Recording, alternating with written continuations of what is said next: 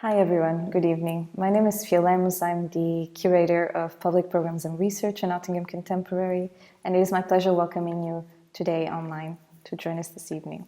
So for those of you tuning in for the first time, asking questions and rehearsing answers with artists and collaborators is a vital part of what we do. We often work in collaboration with practitioners involved in the arts and in the academia to reflect on how research and practice intertwine in contemporary art and visual cultures, as well as how we can actively practice our institution as a site of knowledge production.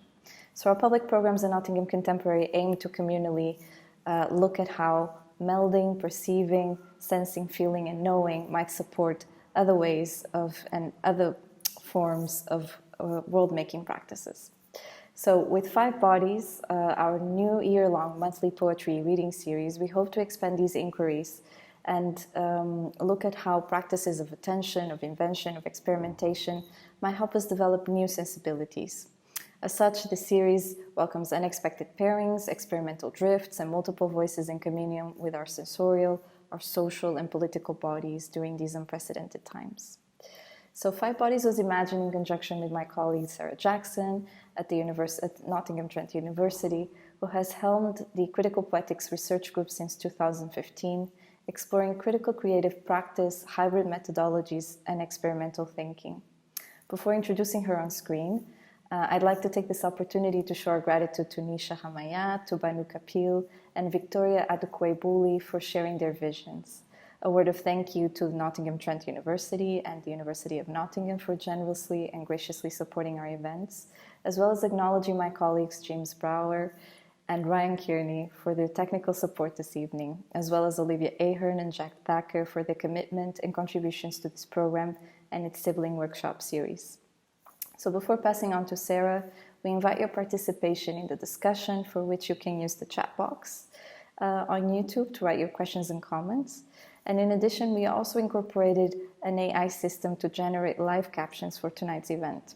A link to the captions will be found on the YouTube chat, which will open a separate window on your browser. And there you can adjust the layout of the YouTube and the captions to suit your needs. So without further ado, I'd like to introduce Sarah Jackson, who is Associate Professor of English at Nottingham Trent University. Her publications include Pelt from 2012 and Tactile Poetics, Touch and Contemporary Writing for 2015. An AHRC and BBC New Generation thinker, as well as AHRC Leadership Fellow, she's currently writing about literature and telephony in collaboration with the Science Museum and the BT Archives. Thank you everyone for joining.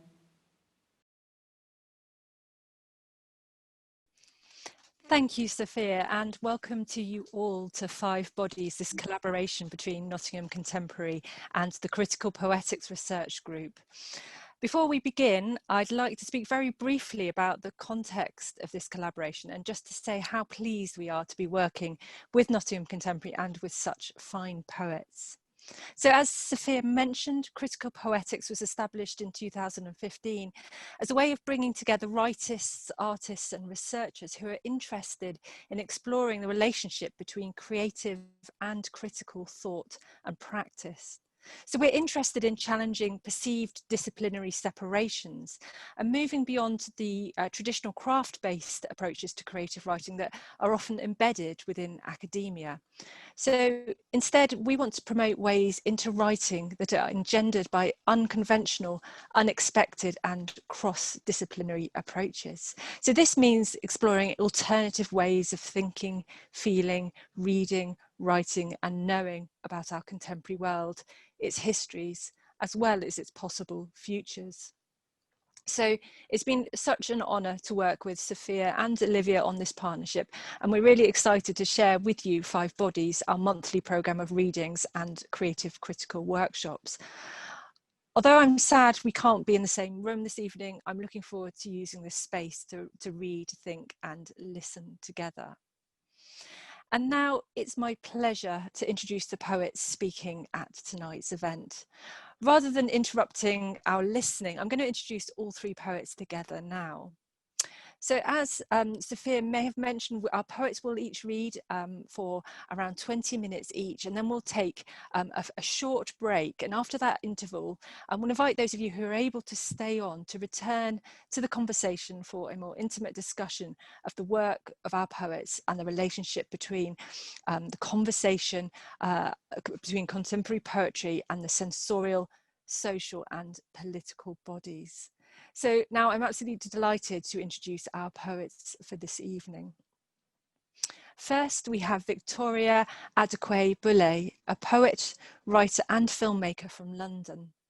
Winner of a 2018 Gregory Award for Promising British Poets Under 30, Victoria's work has appeared widely, including in the Chicago Review, the London Review of Books and the Poetry Review. Her work has been featured on BBC Radio 4's Women's Hour, and she has held artistic residences internationally in the US, Brazil, and at the V&A. She's a Complete Works Fellow, and her debut chapbook, Girl B, forms part of the 2017 New Generation African Poets series. Victoria is also the director of Mother Tongues, a poetry, translation and film project exploring the Indigenous language heritages of Black and Brown poets. And she's currently a doctoral candidate at Royal Holloway, University of London.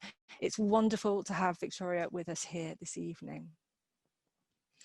After Victoria, we will hear from Banu Kapil, author of 6 critically acclaimed full-length collections, including The Vertical Interrogation of Strangers, Incubation, A Space for Monsters, Humanimal, A Project for Future Children, Schizophrene and Banon Banlu, and most recently, of course, How to Wash a Heart, which was published by Liverpool University Press just this year. Banu has recently returned to the UK after many years of teaching and writing in the US. She's currently an artistic fellow at Churchill College, Cambridge. Spanning poetry, fiction, and philosophy, Banu's practice has expanded to include performance art, improvisation, ritual, photography, and her works include endnotes, appendices, and take the form of installations in order to explore the themes of mythology, the immigrant experience, trauma, loss, displacement, and the body. Widely regarded as one of the most exciting and politically and ethically engaged writers working today, she was this year the recipient of both the Wyndham Campbell Prize and a Chumley Award for Poetry. We look forward to hearing from Banu later. The third poem this evening is Nisha Ramaya, who was born in Glasgow but now lives in London, where she teaches creative writing at Queen Mary University of London. Her debut collection, States of the Body Produced by Love, was published in 2019 by Ignota Books. Other works include the essay Notes on a Means Without End, which was published in Poetry Review this year, the pamphlets Notes on Sanskrit, Correspondences and In Me, The Juncture, and Threads, a creative critical text co-authored with Sandeep Parmar and Banu Kapil, published by Clinic in 2018. Nisha is a member of the Race and Poetry and Poetics in the UK Research Group and is currently a poet in residence at John Hansard Gallery in Southampton. She also opened our 5 Bodies workshop series yesterday with an introduction to sound and song, to oceanic feeling and deep listening. And I've been incredibly excited to listen to the sonic resonances of Nisha's own practice. So welcome to Victoria, Banu and Nisha. It's an absolute privilege to share this space with you. Thank you.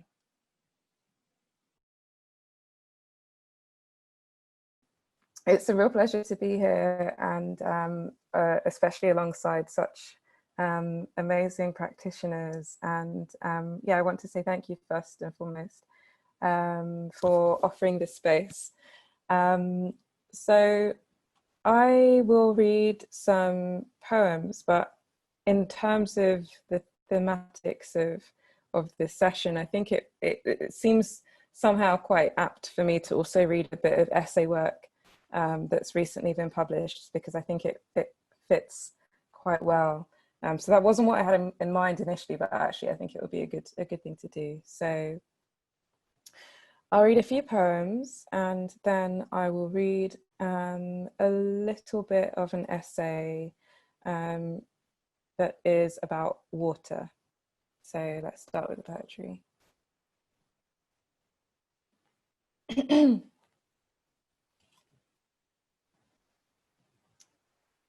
we go. Teleology. There are dark thoughts and there are dark nights, dark in the shadows under freight trains, and there are dark nights. There is a dark that grows itself, winter dark, and there are dark hours, days. There is dark humor and there is dark light. There is dark that moves, dark matter, boundless and more dark, still, lovely, and deep wood dark. There are dark waters, landless, or there were once, and will be again, again, again. There is womb dark, dark moon dark, and there are dark circles, cycles, and so it is always.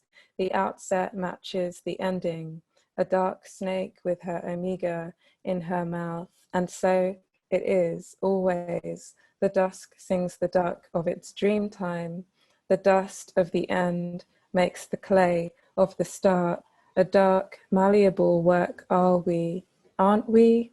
There are dark hours, days, and there is dark light, and these are dark thoughts, and these are dark circles, cycles, and still we are awake, my love, we are awake yet, and we will begin again.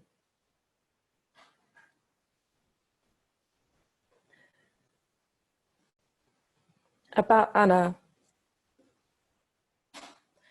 The truth is, nobody knows how Anna Mendieta met her death. It would appear she was pushed.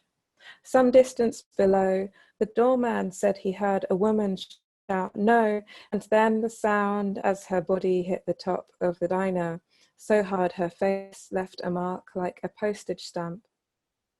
In the photo, she is naked and feathered. She looks like the first woman, like she doesn't know what a camera is, that somewhere in the world it is believed that these things can steal a soul. Her arms are out, as if to say, you move them like this to fly, like this. See, her feet are apart. You can see the sphere of her hips, the delta between her legs. I look at her and think, this is the true work of the body, to adorn itself and be comfortable, unaware. I, myself, am bored of fig leaves, of shames that I did not choose.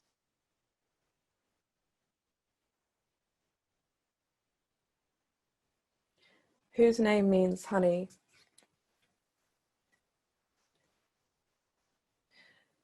You are beautiful to me. You are beautiful to me. Across the table we have arrived at in from the rain.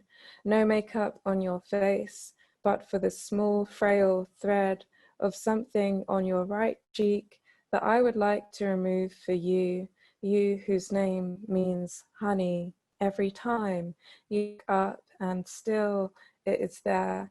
I would like to be the one who says, hold on, come here, let me, 1 minute, stay there, almost, there we go, all done, perfect. And when you look up and now it is gone, swept absent-mindedly off the face of the earth by your dark hair, oh, I am sad to have missed my chance.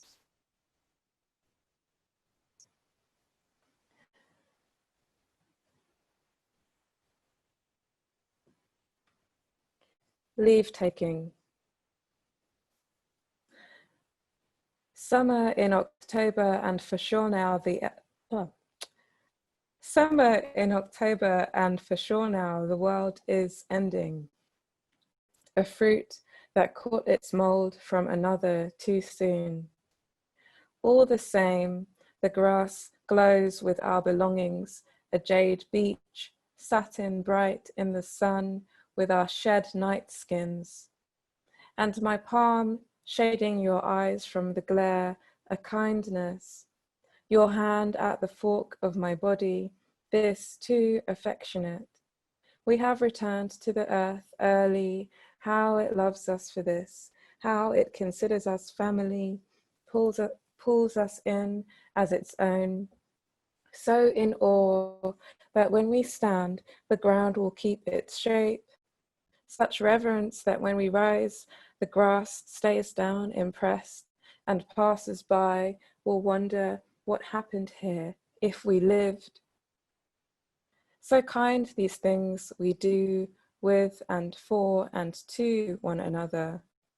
So standing to attention and generous, complicit, selfish and unspeakable, but pajama hysteric, imperative in the morning, at midday, in the 10th month of the year. I want to say the weather breaks my heart, but it doesn't. The plane overhead will circle back again, like any old grief. We offer our bodies to it like art for the best view. Here we are, gone, finished, so scrutable beyond saving. Here are we, way out beyond the wash, and nobody coming. Here is where we admit what we won't say with our mouths. Say instead, tongue to opening, thigh to ear, fold to fold, how we know we aren't going to fix the world and no one is coming. Here, how we cope.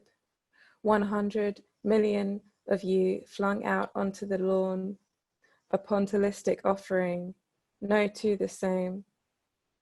In our leave-taking, we do what we can. The hedges are high enough, your neighbors long dead. We step out of our bodies and into the light.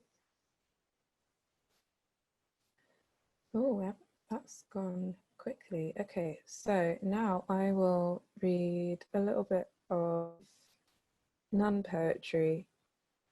There we go.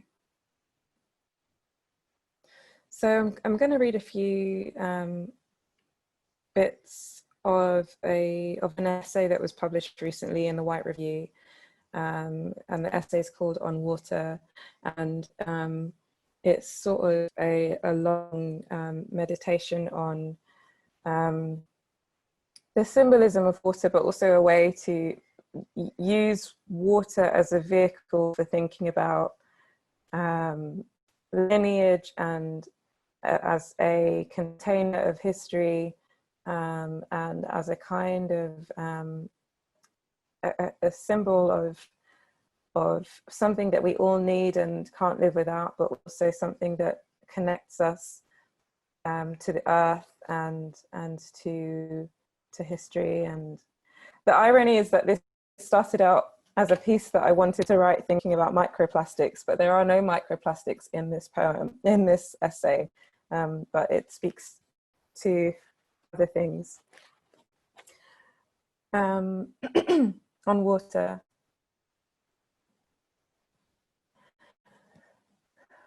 And we say to her, "What have you done with our kin that you swallowed?" And she says, "That was ages ago. You've drunk them by now." From Danez Smith, Dream Where Every Black Person is Standing by the Ocean. The atoms of the people who were thrown overboard are out there in the ocean even today. From Christina Sharp's In the Wake on Blackness and Being. And finally, Of Water, Rains and Dead, from M. Norbisi Phillips' Zong No. 5. The beaches of Benin are empty. From Cotonou to Ouidah, I have never seen beaches so empty before. From the windows of our minivan, the coastline is a wide expanse of sand beginning just beyond the road, on, and then water. Palm trees here and there, but emptiness mostly. Nobody, no livestock, just sand. As for us, we are 8 women and we have just arrived. 3 of us, myself included, flew in from London, with the 5 others coming in from the States. All of us have flown in from winter.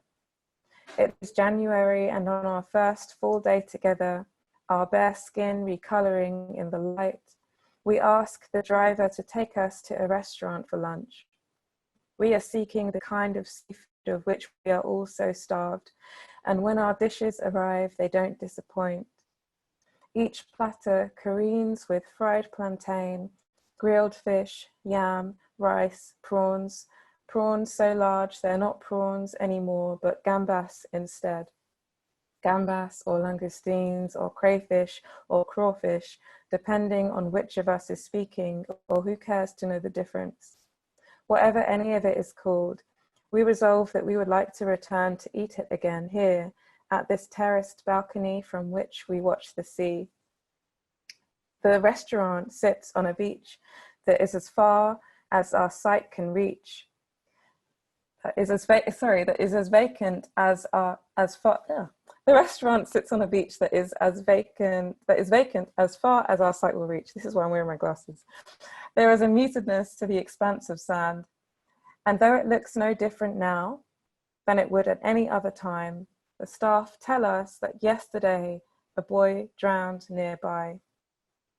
The beaches of Benin are empty. At the table, Laurence, who is Beninois and has family living in the country, says it is because the people remember the history of what happened here.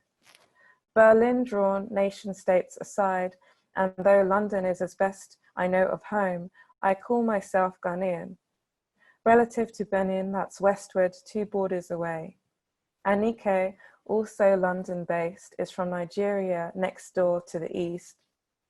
It is my first time in Benin, but I've been to Nigeria, albeit too briefly, to Lagos. Between the hotel in Ikoyi and the venue of the Poetry Festival that my friend Belinda and I took part in, we didn't catch much more than traffic. But on the final day, after events had finished, we took a boat ride to a secluded mainland spot. More on that boat ride later. The place was somewhat out of the way, but the beach there had people on it as expected. The coastlines of Ghana are likewise full of people and often plastic, the blight and detritus of global commerce. In abundance are bars and tourist spots, tin-roofed shacks and beaten canoes that stay afloat nonetheless, still bringing a day's catch ashore, but by his grace, as is painted in cursive on their sides or something like it. In Jamestown, Accra, the coast is the dwelling place of the fisher folk I descend from. From here, in any direction, from Cape Coast to Ada, the beaches are populated. From here too, along the same stretch of land are serial points of other kinds of departures and the fortifications, dilapidated or preserved, that mark the scale of them. What happened in Ghana happened in Benin also, and in Nigeria, and in Senegal, and in Angola, and in Cameroon, and in Ivory Coast, and so on and so forth across the Atlantic, or if unluckier still, down into the ocean's bottomless gut. The trade in human lives is old news across the West African coast. So old, perhaps, that if you didn't know what happened, and if you were not there, which you weren't, and if history spoke less about it than it already does, then you might walk its trails and marketplaces without knowing what occurred. And if it had nothing to do with the tourist economy from which they are driven by poverty to make a living, even locals might not tell you. The present has problems of its own, even if the root is shared. But in Benin, the past is loud. The land remembers, and the sea does too. On a trip to Cornwall with tea, water is everywhere. We walk, and as we like to do, we walk as we like to do, and everywhere we tread are hills, and between them, in the furrows of the West Country's brow, streams and rivers startling in their clarity. When we first arrive, I state an intention to myself that I would like to see some wells. I've only ever seen one before, and on our first day out walking, we happen upon my second without looking. A holy one, at the foot of a hill, across an open field, in a village called St. Neot, for whom the well is named. It is walled away behind a door that I want to open. I attempt to get closer, but I am wearing the wrong footwear. The grass in front of it is thick with water, and my shoes sink up to their laces. I don't know what it is that makes a well holy, so I set about discovering. It is likely that there are as many answers to this as there are wells in the world, but here are two most applicable to the West. The typical plot is simple. Some holy person called for water to spring forth in a particular place, and so it did. Sometimes the person was holy before it happened, which is why it worked. Other times, it was the birth of the spring that sealed the deal. In other cases, the well is discovered to have healing properties, in search of which the beleaguered faithful will travel from near and far. A guide to building a well. Fresh water. All have it, all need it, but not all have it. For reasons mostly not unpolitical. Let's say this time it's you that doesn't have any, and no one's going to run a television commercial somewhere overseas asking for donations to furnish you with some. No sliding violins for you. If you have the tools, and if there are no leaky pipelines, lead leachings, or agricultural contaminants, you dig a well. Maybe you're at risk already, but you dig a well anyway, because needs must and you'll die soon otherwise. Perhaps you find a forked twig of hazel to douse with first. There are people who can do that even now. Either way, you dig. You dig and dig and dig like your life depends upon it, because it does. It might be hard, but dying may be harder. You continue, you dig and dig and dig and dig as the ground grows wet, then sodden, and you keep digging still until what you're bailing out is more water than clay or chalky earth, until there's so much water that you couldn't keep digging even if you wanted to. Then you wait for the water to settle clear. You hope that it does. And I've got 2 minutes, so it's quite hard to decide which bit to read next. Let me see if I can find a small section and then I'll wrap up. Let's see.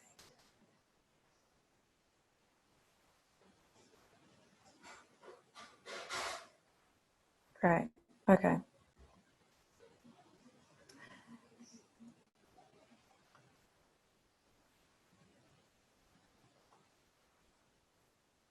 Great, all right.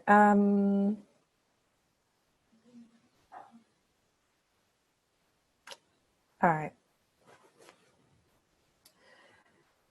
What little Portuguese I do know, I know because of music. It was through drums that I understood first. The type you hear when you think of Brazilian carnaval. The kind of rich, layered wall of sound percussion you might think of when you hear the word samba, or if you are more familiar with the music, maracatu. The first time I heard this kind of drumming, the origins of which through the enslaved were imported from Africa, something in me said yes deeply. I haven't had many deep yes moments in my life. I have resigned myself to the possibility that I am not one of those lucky people who always knows what they want whether to decline or accept, stay or go. Deep yeses don't come easily to me, but when they do, I know the past is present. I have a practiced habit of asking about the past, a habit I probably came into when I first came into speech. I've lost my place. Here we go.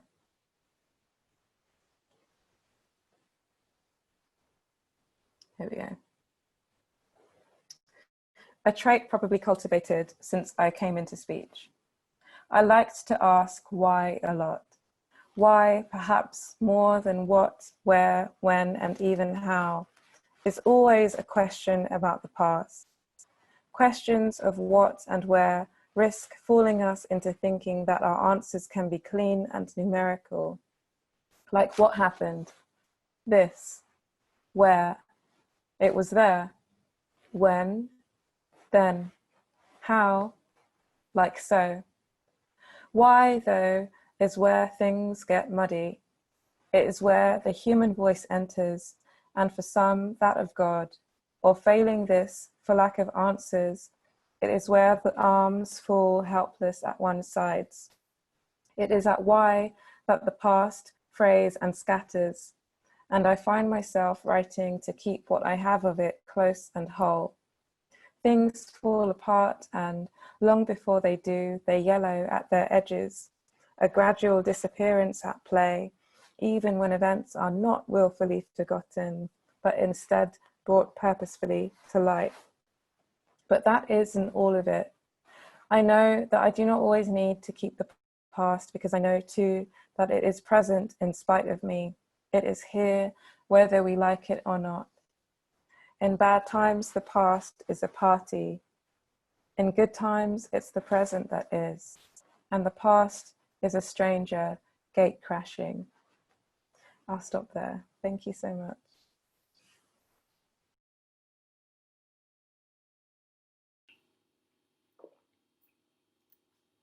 Hello, welcome to my kitchen. My name is Banu Kapil, and I'm going to be reading today from How to Wash a Heart from Pavilion Poetry. I thought I could read from the note on the title and then maybe the whole thing, and then read some poems themselves. Okay, I just have to tell you, I'm in the kitchen, and as you can see, there's the rabbit tea towel, but there's also a tap that releases water every 10 minutes. So that might happen. And also, I do live with my mother, and she has been commanded to stay in the other room, but who knows, at any moment, the space and the time we are in could be quite ruptured by a Punjabi elder, which will be fantastic. As actually, in the acknowledgements, I thank my mother. There we go, the very last sentence of the whole thing. The story of Bumma was told to me by my mother, verbatim, in a moment of caring and being cared for that was indistinguishable from creative pleasure. It's true. Are you a carer? I'm a carer, yeah. And I'm looking at an amazing and strange drawing of a woodpecker that my mum did yesterday. So because I've written about creative pleasure in the book, maybe I'll show you. 1 second. There you go. Ha-ha! Woodpecker. Okay. Great. All right. Let me read the note on the title. As we have 20 minutes together, of which 2 minutes have already passed, and I do have a coffee because I haven't had any breakfast today, and it is a kitchen. Excuse me. Delicious. Note on the title. But also, before I begin, prepare yourselves. I went to Loughborough University ages ago, and Nottingham just seemed like the most exciting place ever after the Ashby Road and the Charnwood Forest. I remember seeing a Jane Seabury concert there. so long ago, and also an incredible exhibit on melodrama. Some memories there. Also, one day when I was catching the train from Loughborough to Nottingham, a man, a complete stranger who'd been playing the piano on an upright piano in the street or on the platform, and I'm not sure how this happened, but he leapt on the train and trying to persuade me to, I can't remember the whole thing. I just remember it was very embarrassing and dramatic, and so I did after that associate Nottingham with like extreme events of all kinds. My former teacher, John Lucas, a poet, lives in Nottingham, I believe, and if it was a different time, I would already be there drinking cups of tea. I'd be at this fantastic event, and then I would meet John Lucas for a half a lager shandy. That was his preferred drink, I think, long ago in Loughborough and Nottingham.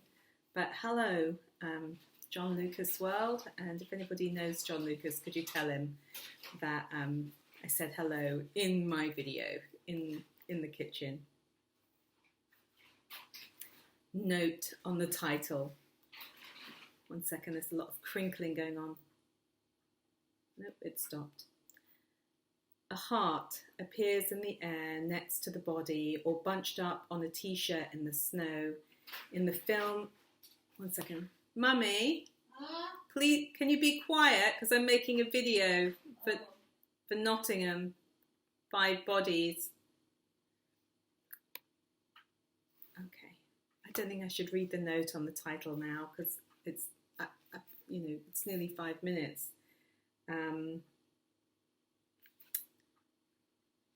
Okay, maybe it's enough to say that I've written about the relationship between a host and a guest. The host is resident, has a stable status, is a citizen, and the guest does not have a stable status. The guest is not a citizen. The guest is a migrant or an immigrant, depending on the language that people use in different places. The guest needs somewhere to stay and has been offered a spare room. How to wash a heart. Like this. It's inky early outside and I'm wearing my knitted scarf like John Betjeman, poet of the British past. I like to go outside straight away and stand in the brisk air. Yesterday, you vanished into those snowflakes like the ragged beast you are. Perhaps I can write here again. A fleeting sense of possibility, K.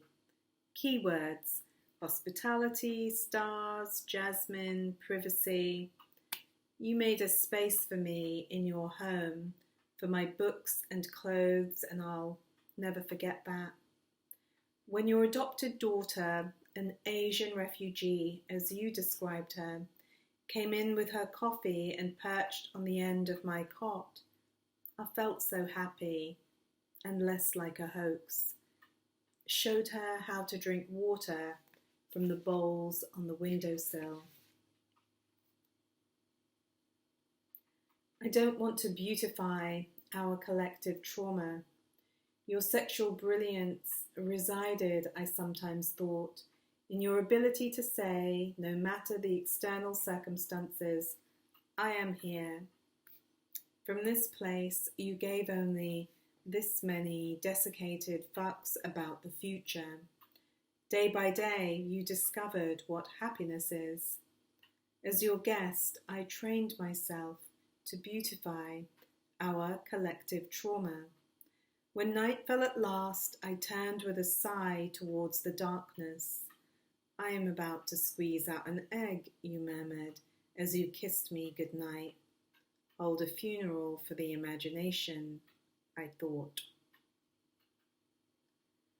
To my left is a turquoise door, and to my right a butcher's table. Above you is a heart beating in the snow. When I described the set of my play, an environment more vivid to me than the memory of my childhood home, your face turned green. What made you know something was over? The milk in your eyes scared me. In that moment, I understood that you were a wolf capable of devouring my internal organs if I exposed them to view. Sure enough, the image of a heart carved from the body appeared in the next poem you wrote.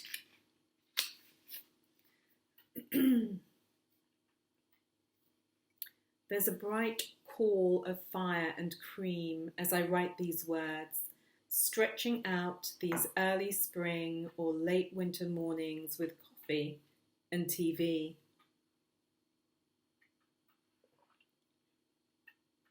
I don't remember the underneath, everything I will miss when I die.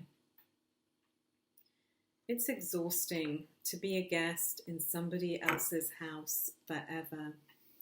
Even though the host invites the guest to say whatever it is they want to say, the guest knows that host logic is variable. Prick me, and I will cut off the energy to your life. How to wash a heart? Remove it. Animal or ice? The curator's question reveals their power style. If power implies relationship, then here we are, at the part where even if something goes wrong, that's exactly how it's meant to be. Your job is to understand what the feedback is. It's such a pleasure to spend time outside the house. There's nowhere to go with this except begin, to plunge my forearms into the red ice that is already melting in the box. My spiritual power was quickly depleted by living with you. Like an intrusive mother, you cared for my needs, but also I never knew when you might open my door, leaving it open when you left. My identity as a writer was precarious during the time I lived with you. Once you locked me in, an accident, my spine against a tree when I dreamed that night. Contact nature on all fours, said the counsellor, slipping off her chair onto the floor. Help me to repair what is broken and immortal. Is that the bin? I come from a country all lime pink on the soggy map. Destroy me, my soul whispered. Eat me, bones and all. Crush me in a vise. Stop me from walking out that door. The balloon deity I made from the condom on the floor was purgative, revolting, brilliant. Her lips were pursed. It doesn't matter that you made so many mistakes, she said. Violence rots the brain. Go. I do not enjoy eating too much. It's so painful. The only remedy is the bitter herb that grows by a rushing brook.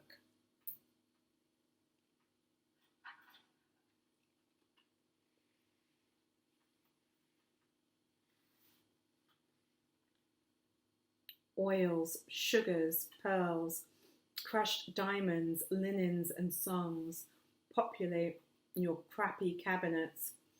Make a list of what you need it and I will get it, you ungrateful cow. This is what I need. The light and the heat and the yesterday of my work. A candle on the wonky table at dusk. How time migrates. The chalky blue flowers. I need something that burns as slowly as that, because living with someone who is in pain requires you to move in a different way. You bang the cup down by my sleepy head. That was the first section. This was some basil from a little bush that the poet Mina Gorgi, my first friend in Cambridge, a poet, gave me one day. On my birthday? Perhaps.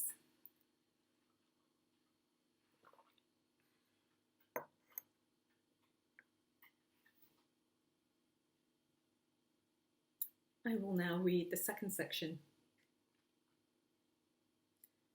Don't forget me, I whisper to my father. Give me something to eat, I'm so hungry, I call out to my mother.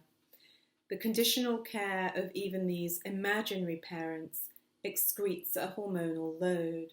Am I safe with you?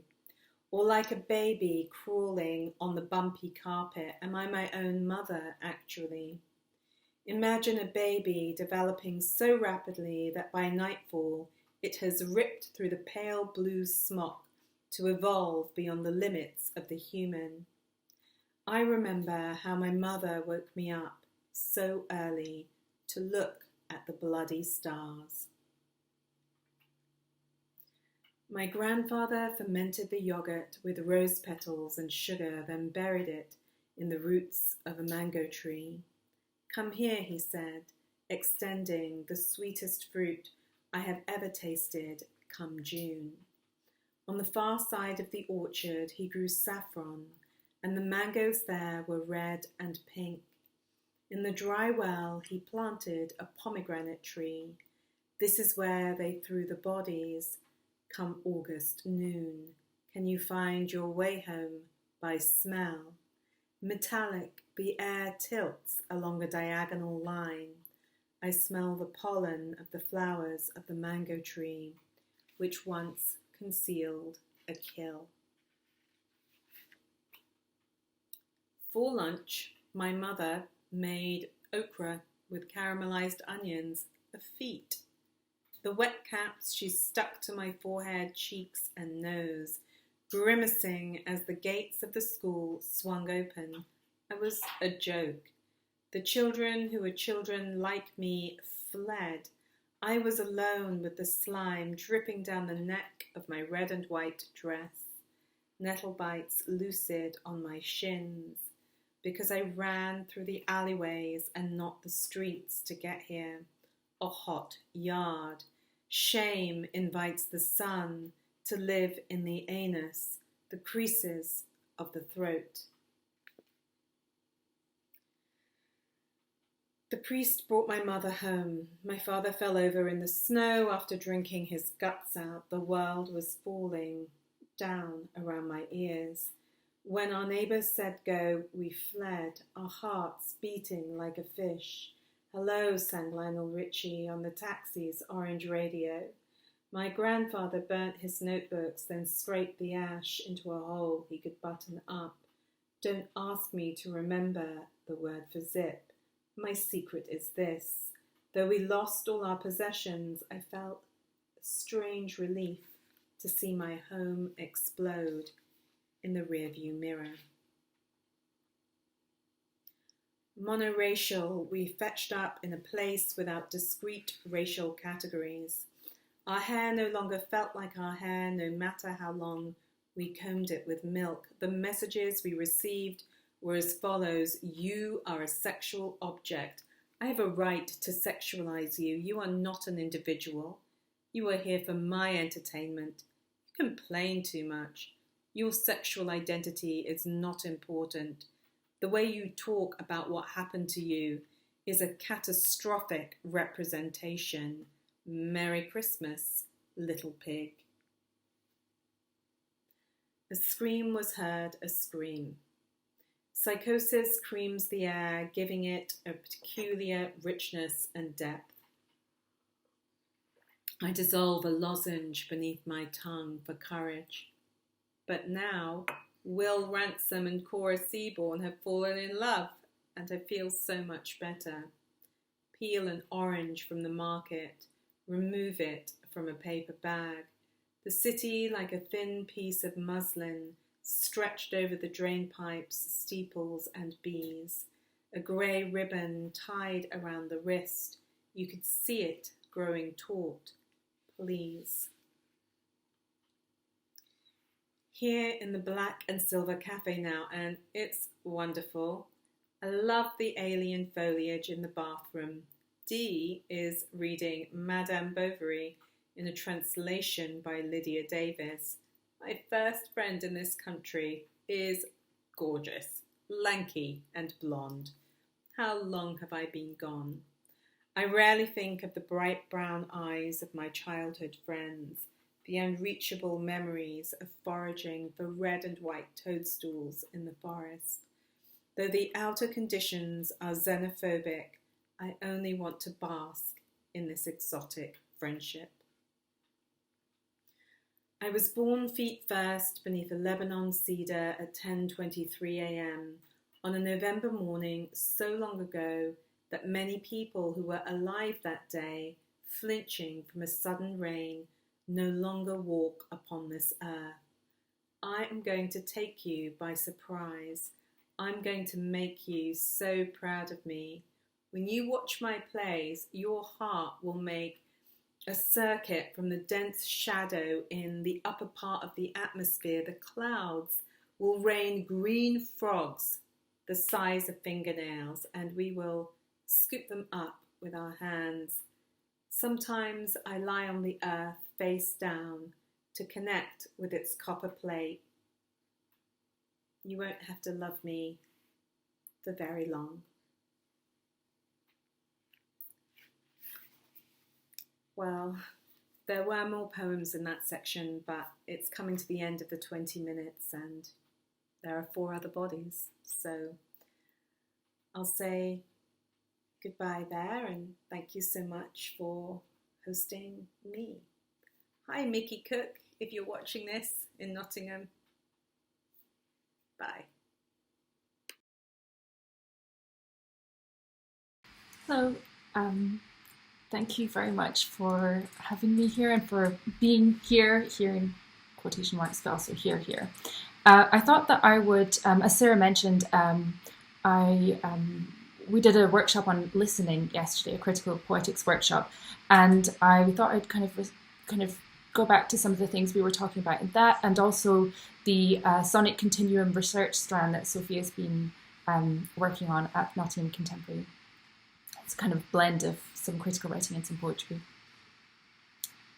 After writing a sequence of poems in which I imagined crossing the Rackety Bridge alongside Alice Coltrane, I decided to keep walking and to compose a series of speculative sound walks. This decision was made in March 2020 in the context of a global pandemic and lockdown in the UK and frequent admonitions to stay in to keep others safe. If I couldn't walk outside, I could walk in poetry, in which case, why stick to pavements, paths, fields and coasts? Why not walk through spirals, caves, divine ears, wormholes, whale song, vasculature? I didn't realise at the time, but lockdown enabled me to sidestep the usual issues of walking as a body, in particular as a racialised and gendered body in the city or the countryside. To some extent, in these speculative sound walks, I leave my body behind. But lockdown or no, many people cannot sidestep these issues and are denied the option of leaving their bodies behind. Walking as a racialized and gendered body is a matter of life and death for many people, as Black Lives Matter makes explicit, as sex workers resisting the so-called Walking While Trans ban in New York make explicit. In her talk on militant care, limits and horizons, broadcast live on YouTube in May 2020, Hannah Black outlines a vision of utopia that is a movement for homes centered around the question, how are we going to make the world a home?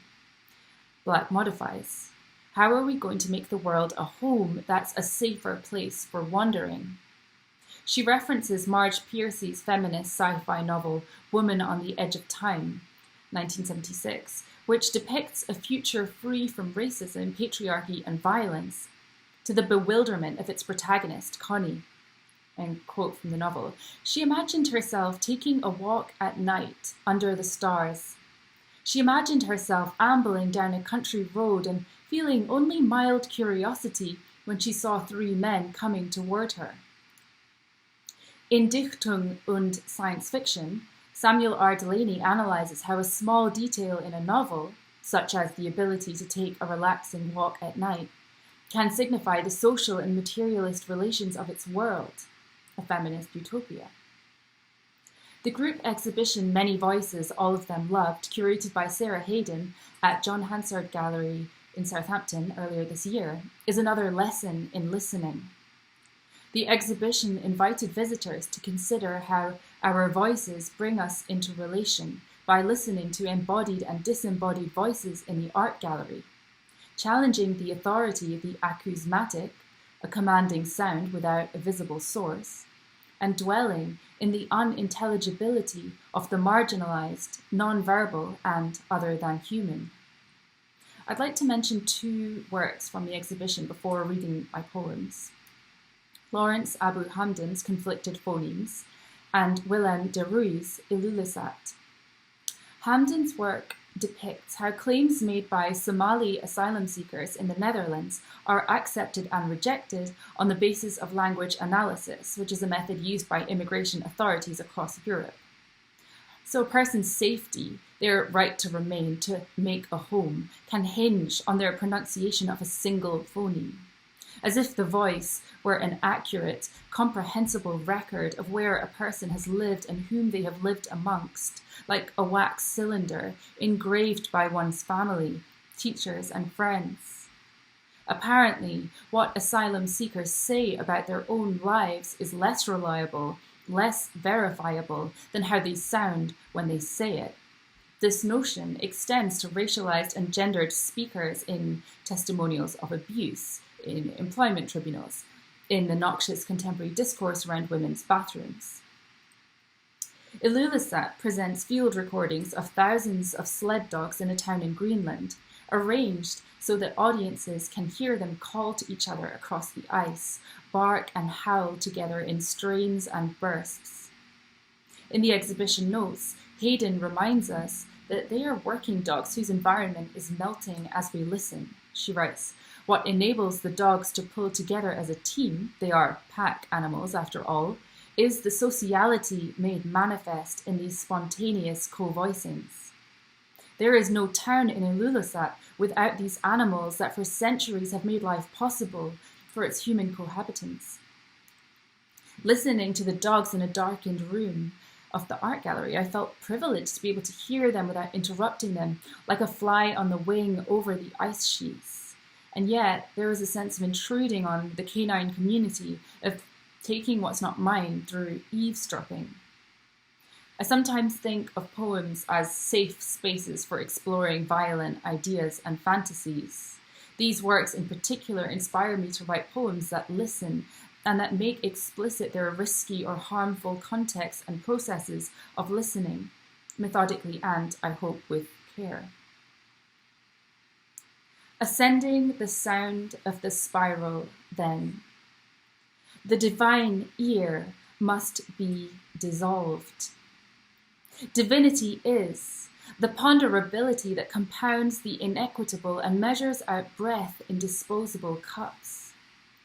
Divinity is the missionary's boot, the microbial symphony on the soles of his boot. Divinity is all those life forms without eyes and mouths that comb and branch, inconceivable. Like, we really feel whales because we can hear them, because we can imitate their song and think them mimics. We want to save them. They help us focus and sleep. We want to save them. They prosecute whiteness, surfacing smile like whale mouth birthing upon ear-sea cleaver, brought to waxy pasture endures chemical cloud mold of audition, number crunch, inner incinerator screeves. Or Spirals disrupted, a heap of eyelashes on the pavement. Crushed shells is the family drama, and these somatized drawings and sound maps is how I tried to describe it. R quoted Joyce's strand entwining cable of all flesh in a chat about navel-gazing as contemplation of the celestial placenta into which we are all plugged. Around the same time, we walked around time, time's pass. We walked to Ladywell and back, giving way to dogs enjoying the patter-bounce echo of paws on the spiral bridge, like a group exhibition of atoms, interim, stars. Festoon, flowers spill, an opening out. Doors and doors and doors, prob, gallery closed, sheets raised, one knot to brr, to bear, spores grow beards, to bear, bring repeatedly up, on, hither, thither, horn on earth, to groan in bits after the sesh, loathes I of mind-shattering its mortify sediment me. Ha-ha, ha-ha, ha-ha, letting loose affords, frowny, for constellations turned upside, the future-filling balls brought against waves, sky is of eggshells, the firmament a boat, cilia sails or suckers or nodes departing.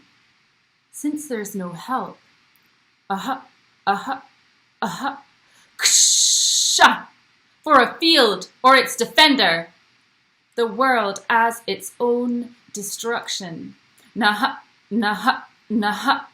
Reactionary. Spaghettify your children's children in the gravitational field of your bow down, your doors phonemical, your doors transcribable, your doors ventriloquize.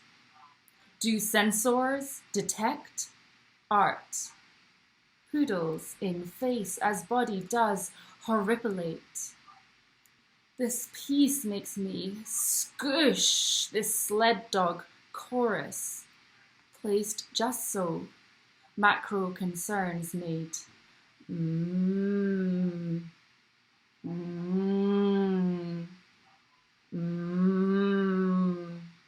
Submerge, to touch, voice pours, alveolate, congenital, self-kissing entity, scoop one up. Keep busy the bench of appreciation. Wean, squee, reap, cornucopious. The unknowability of love's scales.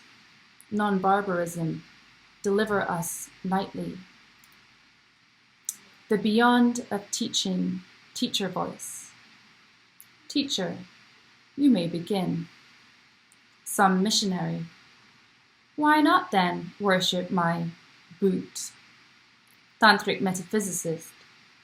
Boot is body, body is boat. Why not then sail through bliss? Why not then tune your body to the interruptions swimming below, the disruptions blowing above? You pave paradise and walk ungrounded. Some missionary. Why not then worship my boot?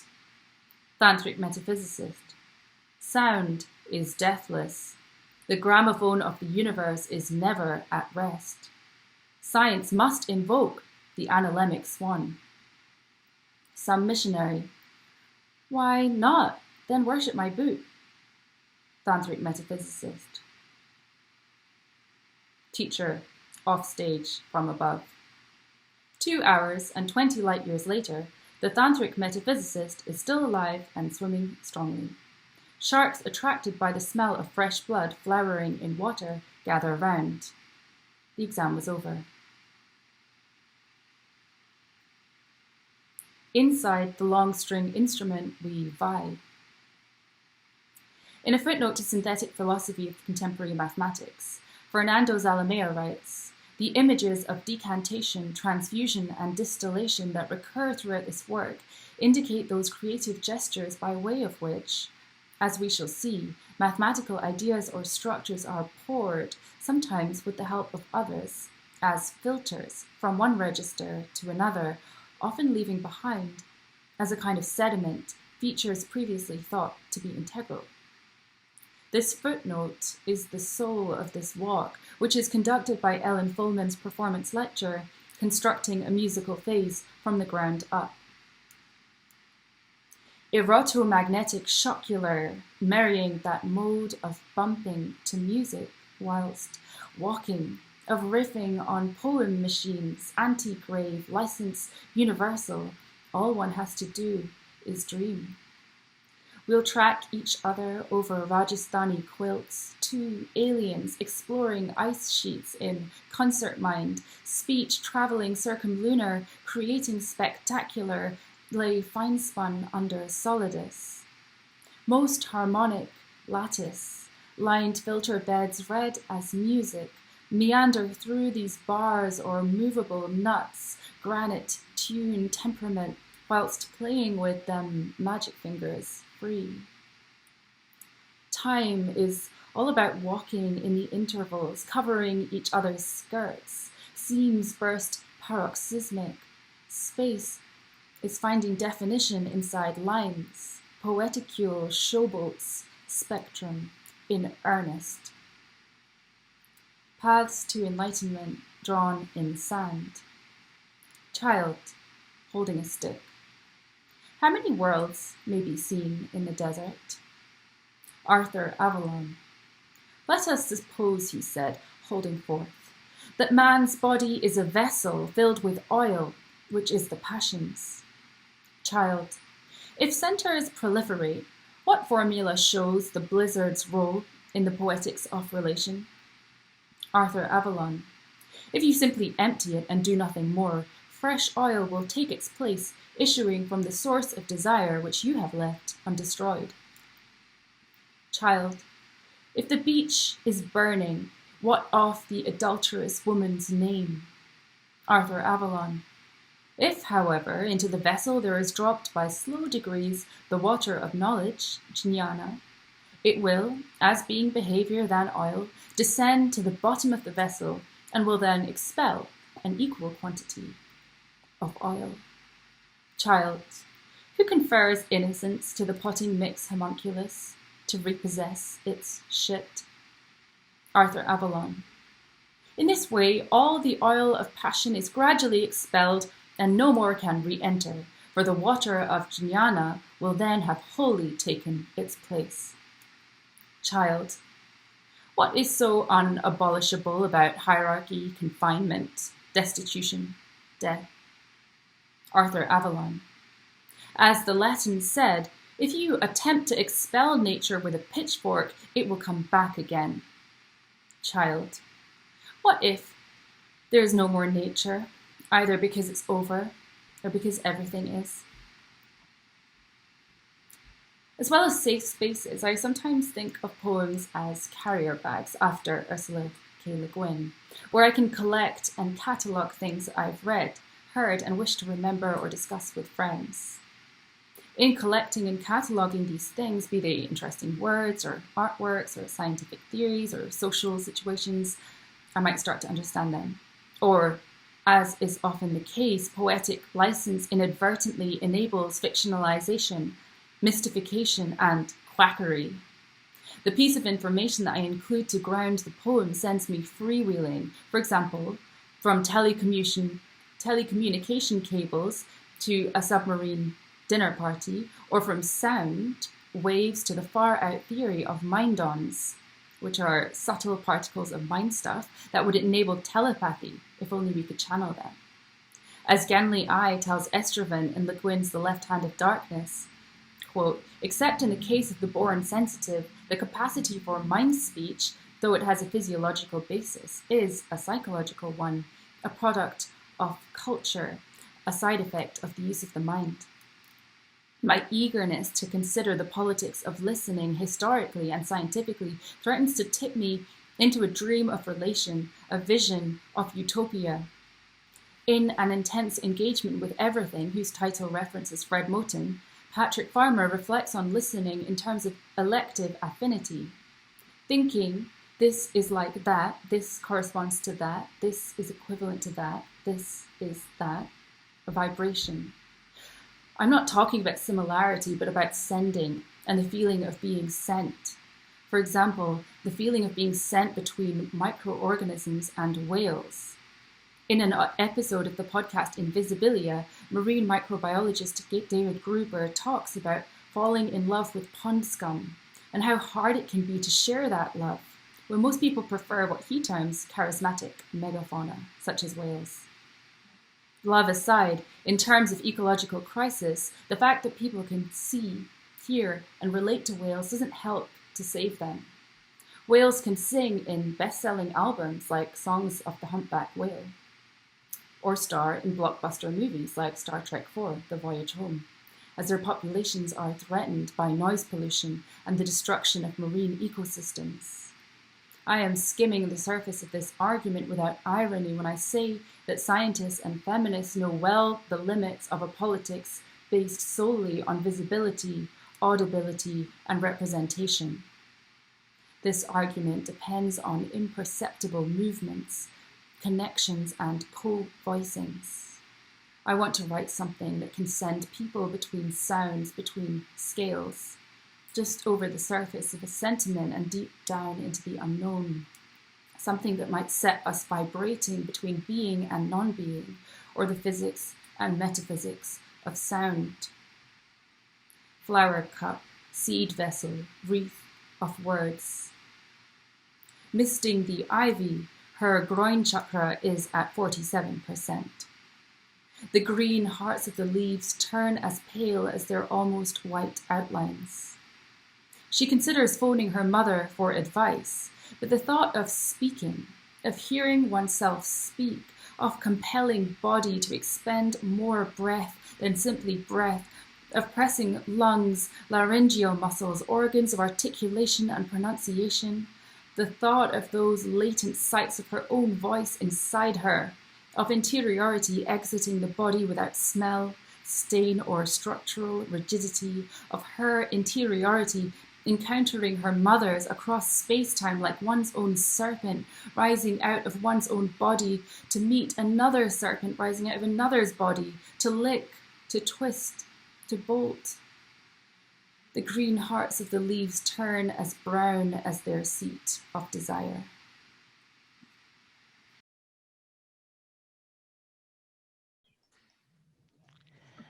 Welcome back, and thank you again to those compelling readings by Victoria Adekwe-Bulle, Banu Kapil, and Nisha Ramaya.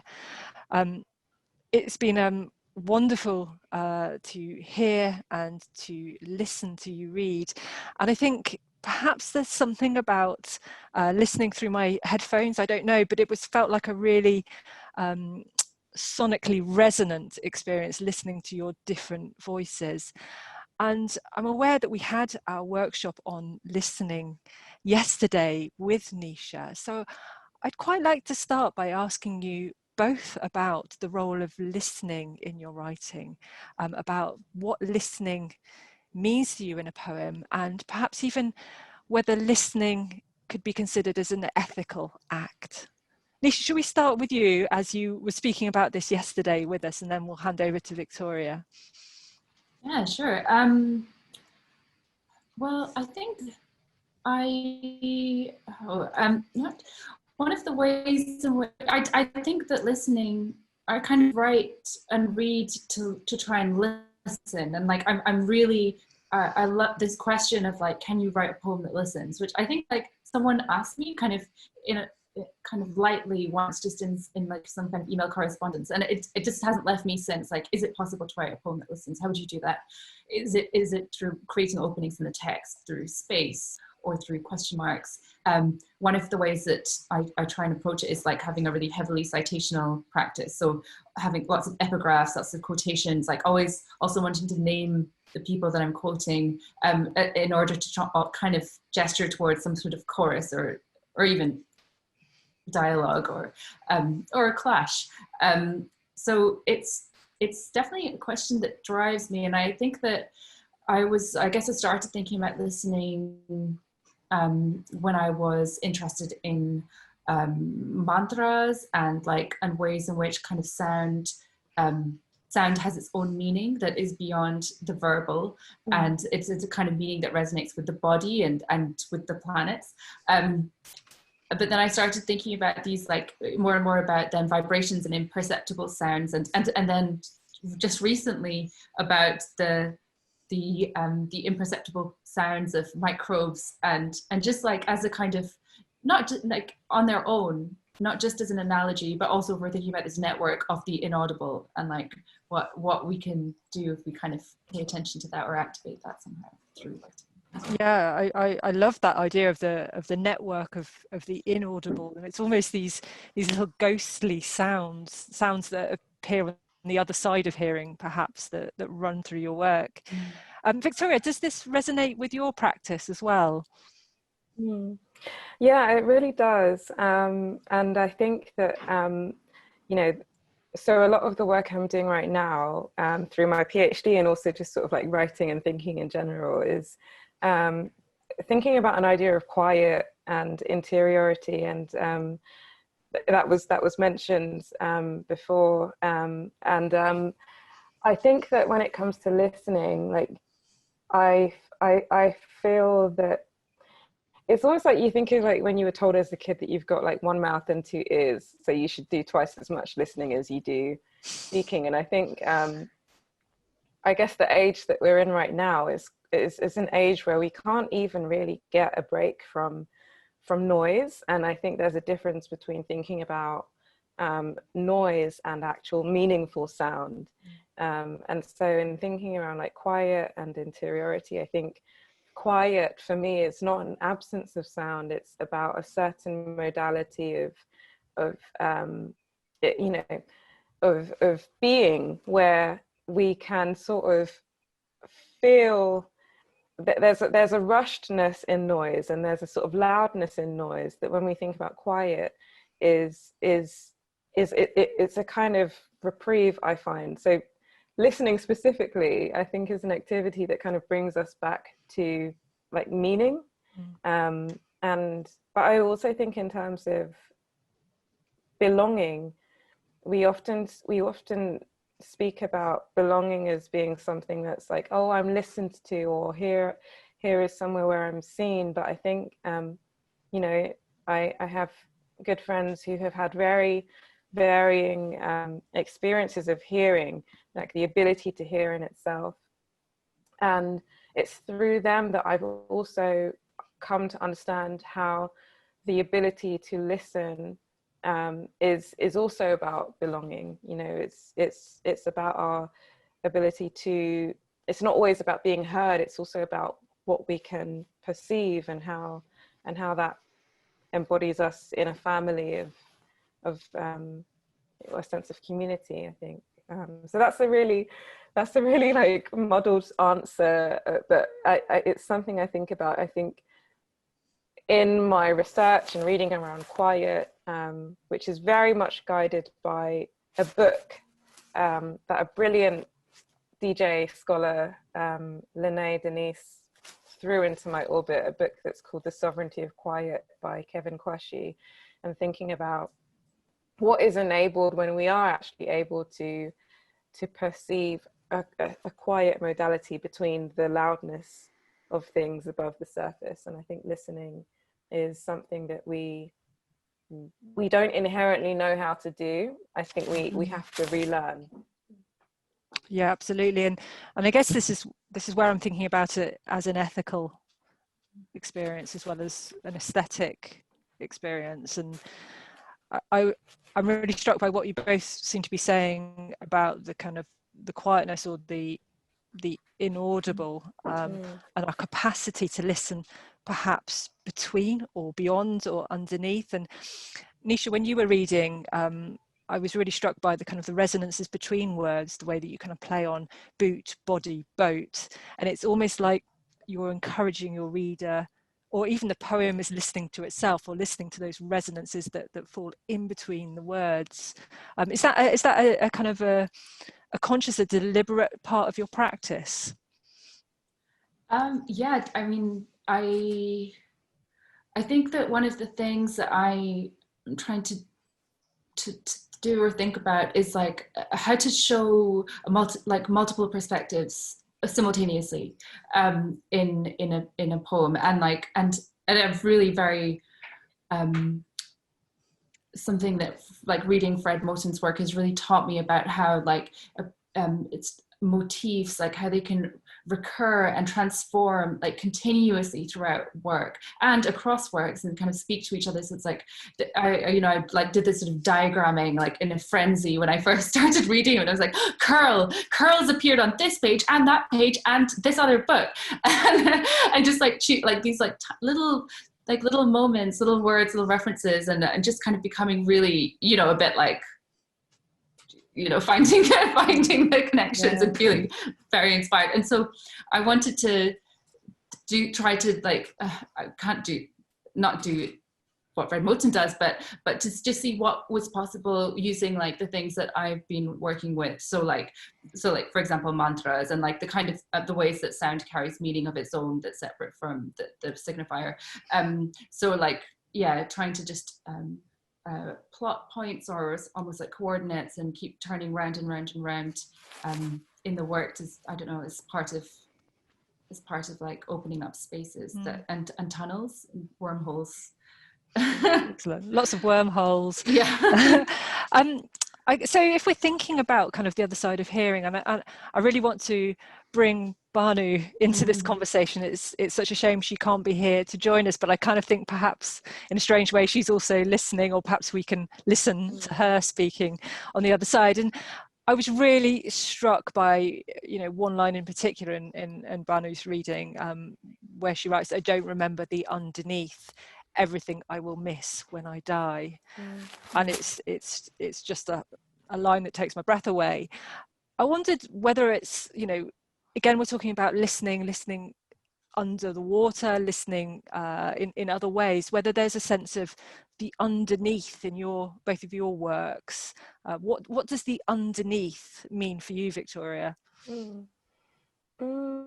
think it's funny really, because I think when I think of like underneath, I think of earth, and I think of water as well. But your question kind of makes me think more in terms of like geology and like the land, and like in the piece that I read, the essay piece that I read, I'm speaking. It's a bit where I say that the land remembers, and that's not, that's something that so many writers have said, and it's a concept that is not new at all. But it speaks to that sense of the land as being, the earth literally being a record of everything that has ever happened here, and also being a record into which we will go. So it's like, for me, beneath in that sense is about history, but it's also, I guess, about ancestry. It's also about the future, because it's where we're going to go. And also the future in terms of thinking about biology. And like there's another essay that I've worked on recently where I'm speaking about a compost bin. Like this year is the first year I've had a compost bin, and I just find it fascinating because you're literally looking into the future of life, and it's muddy and it's messy and it stinks, but there's a comfort I find in watching decay. And so, yeah, I think in terms of underneath, these are the things I see. And also underneath language, I'm very fascinated by how language works, in that we are speaking, even in English, we're speaking Germanic languages, we're speaking Latin languages, we're speaking Greek languages, we're speaking, and then more recently with the words that have come in through communities over the years, sort of in the UK more recently, whether Asian or African Caribbean, like there are so many things underneath the language that we speak that we don't even know are there, but they're in there. So I like this question because it kind of makes me think about the things I'm fascinated by, which is things which are underneath the surface of our day to day. I wondered if it also, you know, this idea of the underneath of language connected to your mother tongues project. I wondered if you could just tell us a little bit about that project. Yeah, so in a nutshell, you know, Mother Tongues is a project where myself and 3 other poets collaborated with our mothers to translate some of our work into our mother's first languages. And for me, that project was born out of a sense that,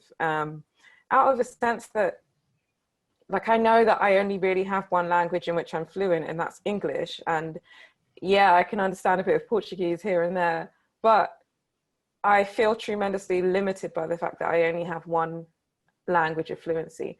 But it's also related to the fact that I have grown up hearing my parents speak Ga, which is their first language, to each other around us, and haven't picked it up because they didn't really speak it to us. But I think it also gave me a relationship to language wherein language is not just meaning, language is also music. And so, yeah, so for me, I think underneath language is always music. And I'm very comfortable being in spaces where I don't understand what people are saying because I just like the sound of it. Yeah, it reminded me of, I had an experience last year in Colombia reading at a poetry festival, and people of all nationalities reading, and actually just the beauty of listening to them without necessarily understanding any words at all. So, you know, I really relate to that. Thank you. Nisha, what about you? What does the underneath mean for you? Well, I love Victoria's what you were saying, and I have a similar experience of growing up monolingual despite being raised by multilingual parents and feeling very resentful. But I think that underneath, like, well, to think about, go back to Banu or go to Banu, who's already here. One of the things, like, I remember reading her saying about her own work was that underneath all of her text is the body of an immigrant, and I'm thinking about that, what that means. That there's so much in Banu's work about, like, lying down, like these acts of radical passivity that might be saying no, or might be saying stop, or all I can do is stop right now, and the way that particular kind of gesture of lying down on the ground, or kind of but then thinking about the underneath as like a kind of baseness, and which is a thing that I love about Banu's work and had not encountered until I read Banu's work, in terms of like that combination of like seriousness, sincerity, but also so much humor, so much grossness, so much like oozing, leaking bodies and embarrassing moments, and yeah, just deadpan humor. And so, like, there's something about underneath in that, like, that makes me think about those things about Banu's work that I just think are so amazing and uncommon. And then I guess, like, with we were kind of talking about surface and depth, and I think often the way that sound is talked about, like in poetry or in literary studies, like that it's a superficial layer of language, that rhyme is a superficial technique. It's not the same thing, it's the kind of deeper meaning of imagery, and wanting to kind of refuse that and think about like surface and depth in terms of sound, and I guess explore, like, you know, like if you have, sorry, I'm really scattered because you were saying so many different amazing things that I wanted to like speak back to, but also thinking about like what, like the kind of visions of the future, kind of, which might be utopian, let's say like visionary, revolutionary politics, which often are located in the future, but then by some thinkers, they are located in the present here. They're just not easy to see, which is deliberate because they have to be kept safe. They have to be guarded, shrouded in secrecy to some extent. And thinking about, so that could be like, as Moten and Harney talk about, the undercommons of the university, this place that is always already there. It's just not, just not everyone kind of like even recognizes it, and its revolutionary potential. But also thinking about, even just to go snorkeling, and thinking like there is another world in this one, like other worlds do exist. Like there's so much unknown here, and like I guess something about, I think that like how you can kind of just suggest that with even just like a little splash kind of opens up those like spirals and abysses of the unknown, and just creates depth in the imagery. Sticking with your snorkeling and your splashing, can we say something about the oceanic, because it seems so pertinent to both of your works? How does the oceanic feeling operate for you, Nisha? Well, I guess when I first came across it was, like probably many through Freud and civilization and its discontent, and feeling like similarly to his friend Roman Roland, or Roland Roman, I can't remember which way around his name goes, that it is an experience that maybe Freud hadn't had, but that Freud also didn't refute, and I kind of wanted to spend more time on that particular experience, and also as an experience. I always think of spirituality in terms of like as an excessiveness, but like it could be like an excessive sociality as much as it doesn't. I don't really think of it as an individual bound experience. It's just for like one person. It doesn't make sense to me in that way. And then as we talked about, which I'll just give a shout out to, Jackie Wan's piece on oceanic feeling as communist affect, which just reframes things in such a way that it centers the sociality that's inherent in the oceanic feeling,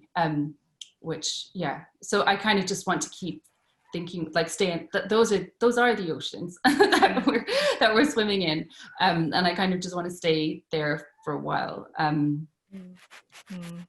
I mean, and Victoria, obviously we had extracts from your wonderful essay on water, and I guess what Nisha's been saying about Fred Moten and his work, I wondered, whether this idea of the relationship of being black and the oceanic was something that's at work in your writing.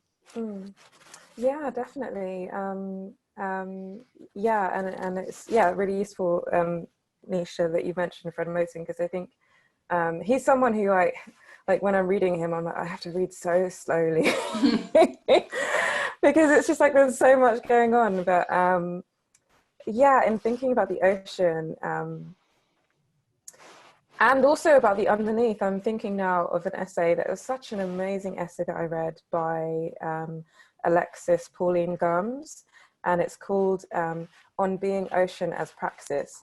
And she speaks about how in the Atlantic Ocean there are certain types of coral, and how coral builds on top of itself. So it sort of builds on the bones of its former selves, or essentially like its ancestors. But I think it's inescapable to think about the ocean in relation to blackness, because it was such a site of transit, and even is still a site of transit when we think about the Mediterranean, but also then in relation to the sort of Afro-diasporic relations of relationships with water. So for example, in my piece I was thinking the reason why I wanted to write about microplastics was because I was thinking to myself, okay, so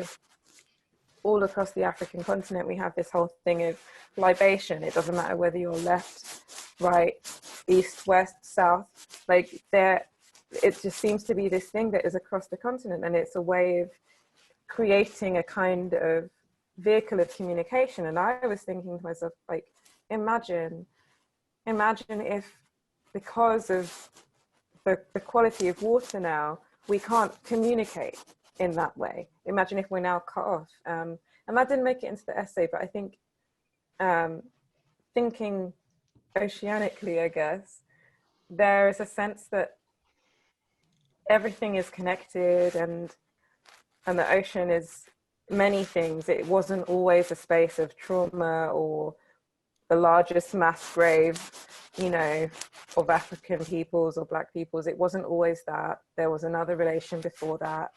And what was that?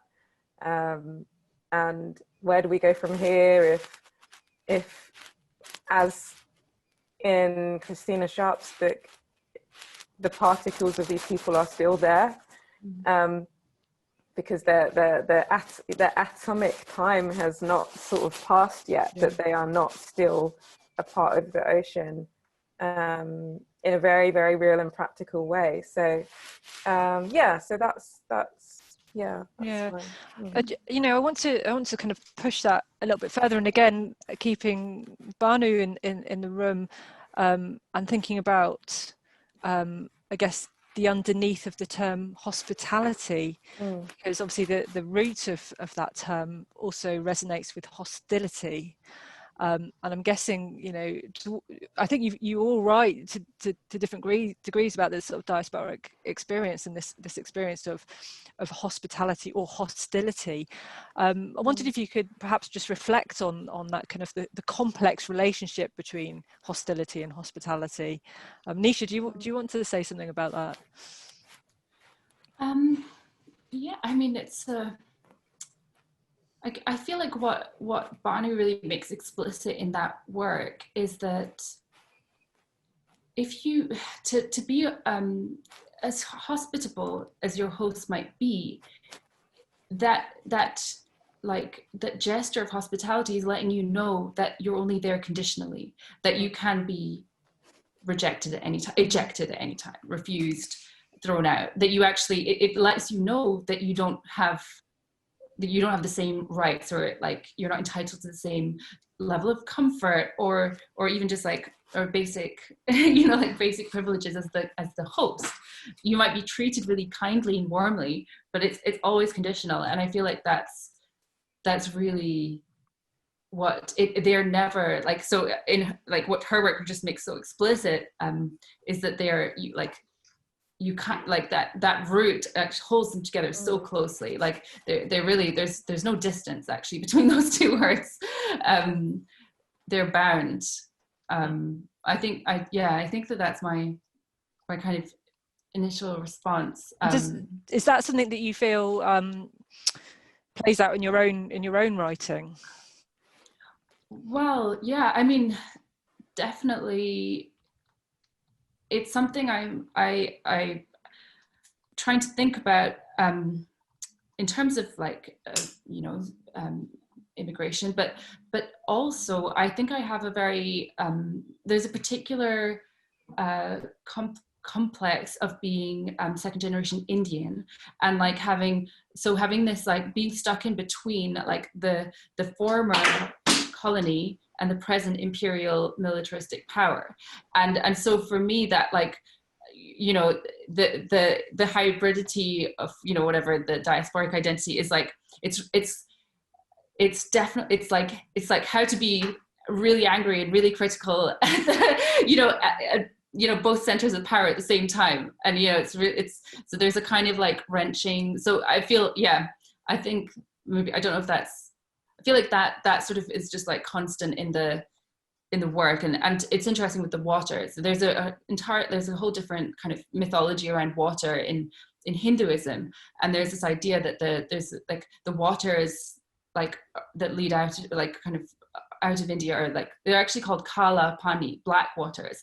Mm-hmm. And there's this idea that once you cross those waters, you lose your Indianness, and actually specifically you lose your caste, which for certain Hindus is fundamental to like identity and powers and hierarchy. But that's not the case. It's because people hold very dearly to caste, like once they move. But still, I'm really interested in the like how to think about like it's not at all a comparable kind of ontological rupture as the like what you were talking about, Victoria. There is something very, I think, just something that I really want to think more about, like about the ocean as actually representing the fact that you've lost your home now, like you don't get to go back, and that comes from the homeland itself. Victoria, I wonder if you can answer that question, but at the same time, somebody has posted people have been posting a few questions on the chat, and I wondered if we could link it to one of the questions that's come through. And this question is that your essay on water covered a lot of ground geographically, and I guess in particular thinking about lockdown, do you feel lockdown has made you re-examine the writing that you've done on travelling and your future travel writing? So again, thinking about ideas of belonging, of hospitality, and of movement, of mobility, and perhaps immobility in your writing. I wondered if you could reflect on that for us.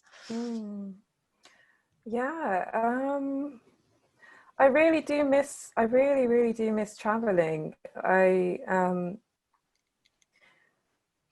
I really miss being able to, what I really miss is being able to be in like a hot place. Like I'm really not loving, like, I don't love like the time of year when it starts to get really wet and cold. Like I clearly don't enjoy it. But in terms of lockdown and thinking about travel and like relation to place, like, as much as I do like travel, I think I am very much a homebody, and I really like to build home. And so I could be anywhere at home if it's on my terms and the place reflects me in some way. Within those four walls, I could be anywhere. But yeah, it's hard to answer the question because I'm sort of going around in circles. But yeah, I do miss the experience of being able to be I was going to say a foreigner. I think I carry that sense with me anyway, but I do miss the experience of being somewhere new. I guess that's a good way to put it. Yeah, thank you. In some ways, my next question takes a different approach, but I guess it's still about movements. What's really struck me about all three of the writers that have been brought together for this event is the movement between forms that operates in all of your work, from the essay form to poetry to prose to hybrid to fiction to performance art. And obviously this is something that really kind of we find very compelling within the critical poetics research group, and one of the ideas that we've been exploring in our workshops is I guess this kind of hybridity of form. Can I ask you to say something about form in your writing and about the different forms and crossing genres and how that operates for you? Victoria, do you want to start by telling us, because you shared with us both the essay and some poems? Yeah, I think for me form is it's not the first. So it's not like when I think of something that I want to write, I don't think form first. I think I'm more led by impulse, and I'm trying to find the best way to articulate the thought or the imperative. And so far, I think poetry has been the main way that I'll do that. But I also really like, I guess, essay writing, because ultimately that was how I started. I was writing in my journal, and essentially I think journaling is a kind of essay writing practice. And so essays for me are a way to think on the page. I also think of, I think, Nisha, what you were saying about, poems as carrier bags. I also really agree with that. And I think poems for me, the specific purpose that they serve is that they are my way of writing a code to remember something in as boiled down a form as possible. So I wouldn't really say I'm like a maximalist kind of like writer when it comes to poems. I think I'm often trying to just hack away at something until it's like the constituent parts. Whereas with essays, I'm actually trying to expand, like zoom in, expand. So they're different modes, and I find use for them both. That's really interesting. Thank you. Nisha, what about you? Yeah, I think that partly it's not being, it's partly it's like a non-committal attitude that I can't commit to any single form, even for one image or one idea. Like I have to try a few out.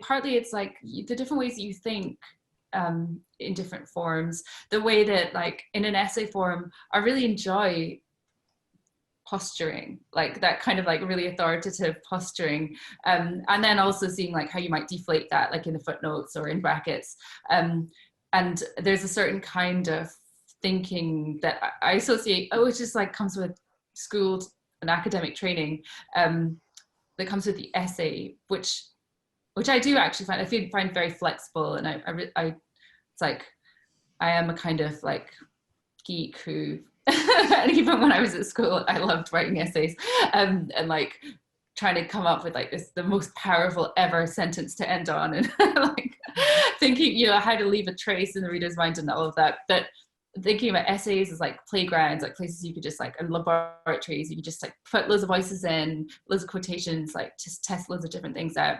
And then with poetry, I really like to try and find forms that like kind of will enable the different kinds of thinking that I might want to do. So sometimes if it's like something really complicated that I'm trying to grapple with, I might do something like actually be extremely precise. Like, so there are going to be 7 syllables per line for 7 lines, or or there's going to be trochaic meter at these intervals. Like, so sometimes then I'll get the spreadsheet out and really plot points. So that I tend to do that for like if I'm trying to think about 4 things all at once.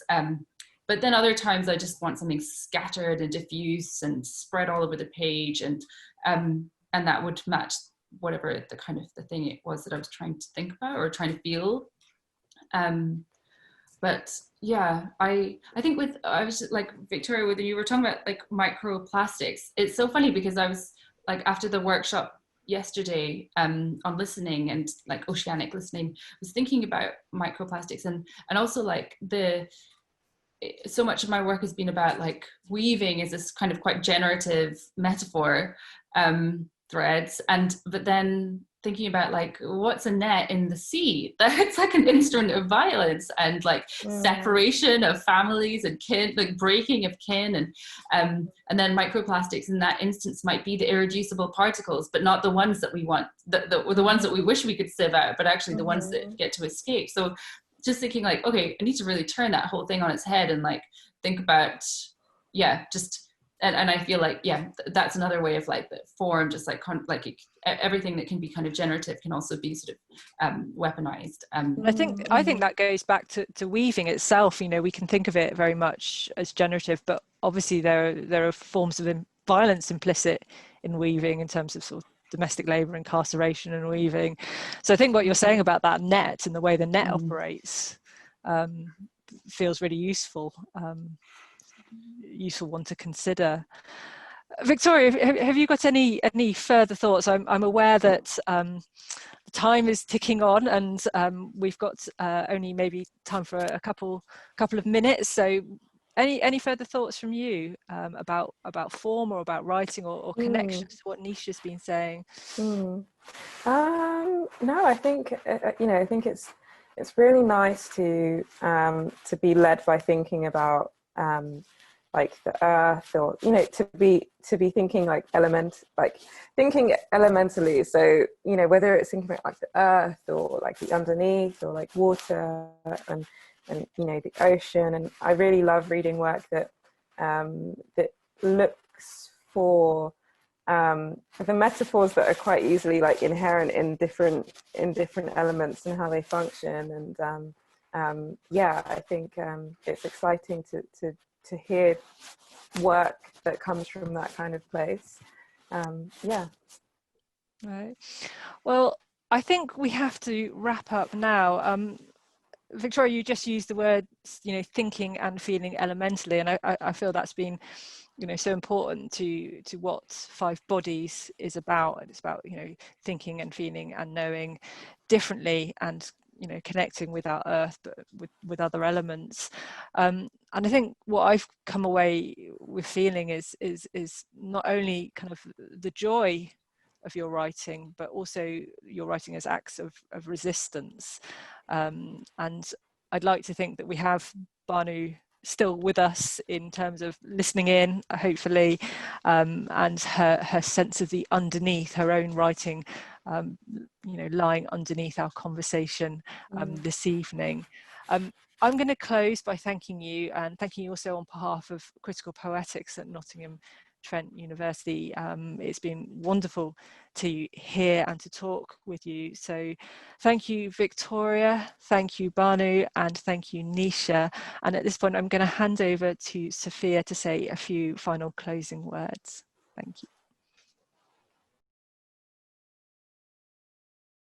Dear Nisha, dear Victoria, dear Sarah, thank you so much for this wonderful evening. It's been such a mouthful experience of language. So I loved to sort of delve in its liquidity and its fluidity, and towards the places that you've taken us to. So thank you so much. Thank you for the conversation as well. I want to take this opportunity to announce our next session, which will be on December 12th. So in a month from now, and we'll be welcoming American poet Donika Kelly, James Goodwin, and Sandeep Parmar. So please do join us. The conversation will be led by our NTU, Nottingham Trent University colleague Linda Kemp, to whom we thank in advance as well. So we're so happy for this first session. We're so happy to have you joining us tonight, and we look forward to seeing you soon again. Thank you.